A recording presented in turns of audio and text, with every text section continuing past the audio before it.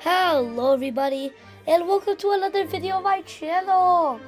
Today is a good day as I will be announcing the start of my physics channel, which should be uploaded by the end of the week. There I will be covering physics topics starting from the very basic to some more advanced topics. So be sure to go subscribe to that channel and I will leave a link to it in the description because it would really help out a ton. So without further ado, let's move on to the video. Today's video is about related rates and a few additional examples that we are going to solve today to make sure that we have a better understanding of the topic as it has different types of related rates problems. So let's begin. The first type of problem will be a shadow problem. Now the shadow problem is where we have a man who's 6 feet tall, walks at 4 feet per second away from a street light that's about 15 feet high. How fast is his shadow lengthening? So we have given information, we have the lamp, the light height, and we have the man's walking speed. So what we are going to do is first realize that we can use similar triangles. Now the way we can use similar triangles is quite interesting.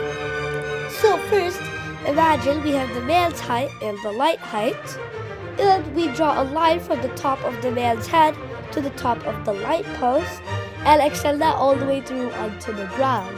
That is the hypotenuse that will be the slope of a line of two triangles, one with the man's height and one with the light height. So for the light height, we have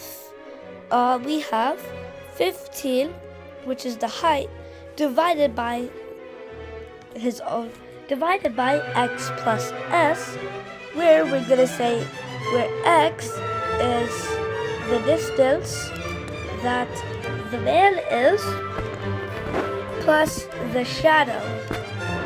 Okay? Because with similar triangles, what's going to happen is the light post shadow is going to be just as long as the man's shadow.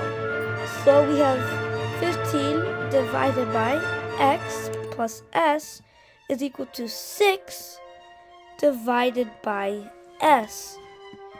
So now that we have that initial relationship, we can solve for s in terms of x or vice versa. So we have 15s is equal to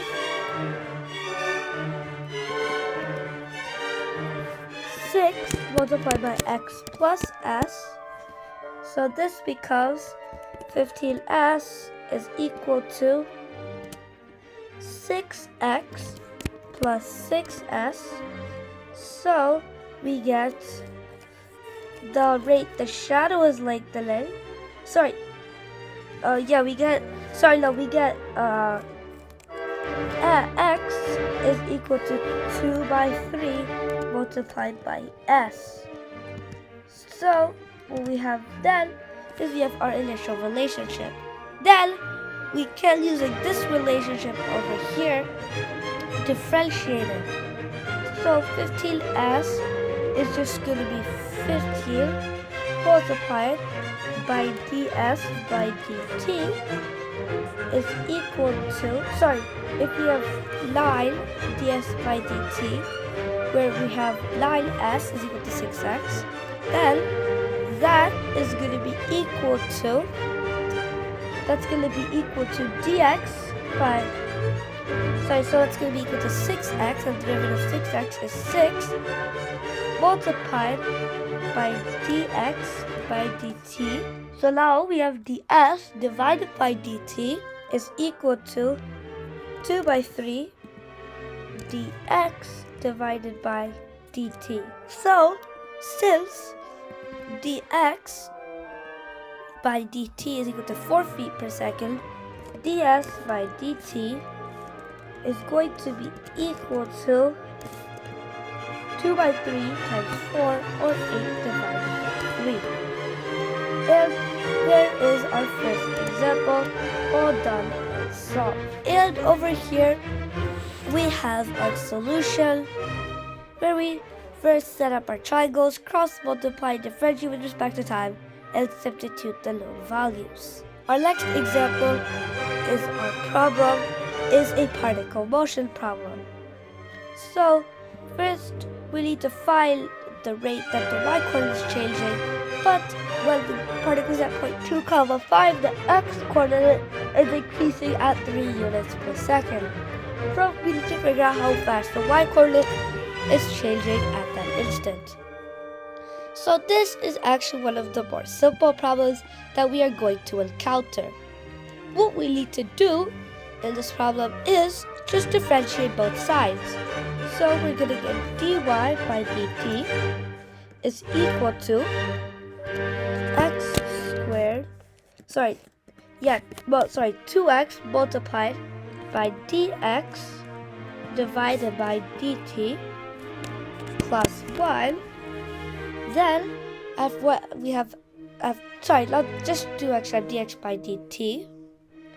So, what we need to do is we have x coordinates changing at 3 units per second. So, we have dy by dt is equal to 2 times the x coordinate is 2 at that instant, so 2 times 2 multiplied by 3, which is how fast the x coordinate is changing at that instant, and we get dy by dt is equal to 12 units per second. So that's what our second example solution is going to be like. And that's what our second example solution is going to be like. We start with the equation, we differentiate both time with respect to time.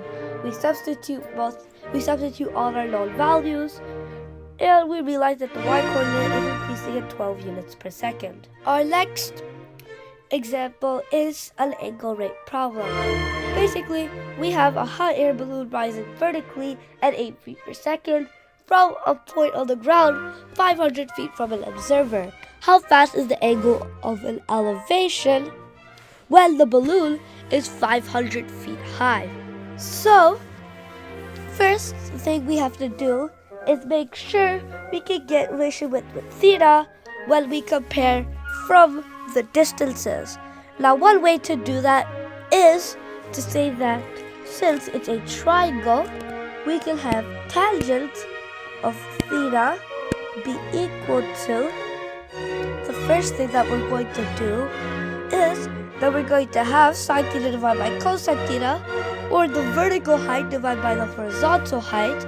So the vertical height, we're going to say h, and then the horizontal distance we can call d. So tangent of theta is equal to h by d. What we need to do now is, now that we have this relationship, we need to differentiate this. So when we differentiate this, we're going to get secant squared of theta is going to be equal to dh divided by dt divided by the distance. Now, since the horizontal, and the reason is that the horizontal distance is a constant, so we can have multiplied by 1 divided by d. So the next thing that we need to do is we need to figure out secant squared theta. I need to also add d theta divided by dt, because that's what we're actually trying to solve for. So, but what we need to figure out is secant squared of theta. Now, what it is at that point is the h is 500 and d is 500. So tangent of theta is equal to 1. That means theta is equal to pi over 2 radians.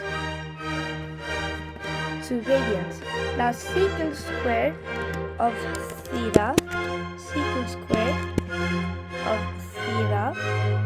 is equal to, now if theta is pi by 2, not pi by 2, I mean pi by 4, if we secant squared of theta, that means it's 1 by cosine squared of theta, and that means it's equal to, secant squared pi over 4 is equal to 1 by cosine squared of pi over 4. Now cosine of pi over 4 is the square root of 2 over 2, and the square of that is equal to 1 by 2, so 1 divided by 1 by 2 is equal to 2. So that's what secant squared theta is. The next thing that we need to do is substitute everything in. So we have 2 multiplied by d theta divided by dt is equal to dh by dt, or 8, multiplied by 1 by b, so divide by 1 by 500. Now, what happens next is d theta by dt is equal to 4 divided by 500, or 1 divided by 125. So d theta divided by dt is equal to 1 over 125 radians per second.